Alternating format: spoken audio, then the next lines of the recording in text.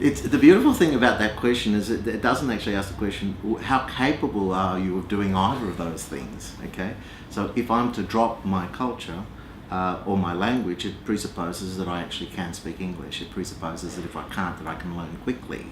The bulk of the migration out of Italy in the 1950s and 60s was agrarian.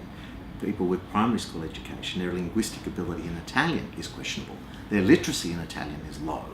Therefore, their ability to be able to learn another language at a functioning level of literacy is questionable.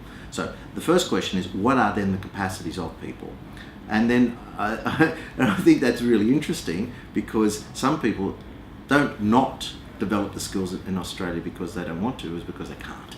They simply can't. So right now we have an age demographic where the older the age group, the less they're actually speaking English. And I'm talking about the post-war migration period.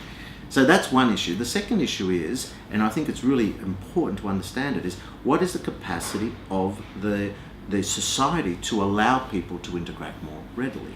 So the reality is, for many people, that they are far less competitive in the labour market. Even though we now bring out people who are skilled migrants, have a whole program of skilled migration, we don't have any measure which guarantees that bringing in those skills will actually manifest in people working in their skilled environment. So we have this whole issue in terms of what is the capacity of us to actually not just absorb, but actually meet the needs of people.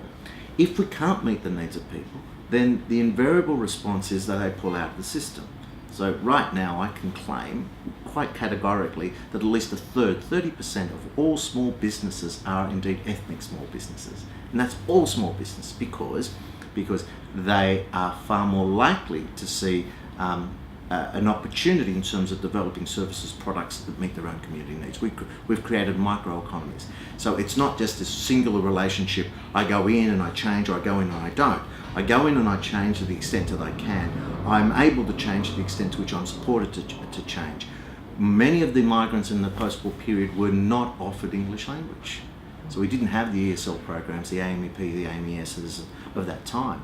We didn't actually equip them because we didn't want them to be speaking English. We wanted them to work in the factories, and the more that they worked in the factories and in the mines and in the construction projects and the infrastructure projects, the more we got the benefit from them. Now we turn around and say, but they've been here 30, 40 years and they haven't learned English. They've chosen not to, and you have to say, no, it's too simple. Every situation needs to be considered on its merits, and it's far more complex than a simple letting go or picking up. Cool.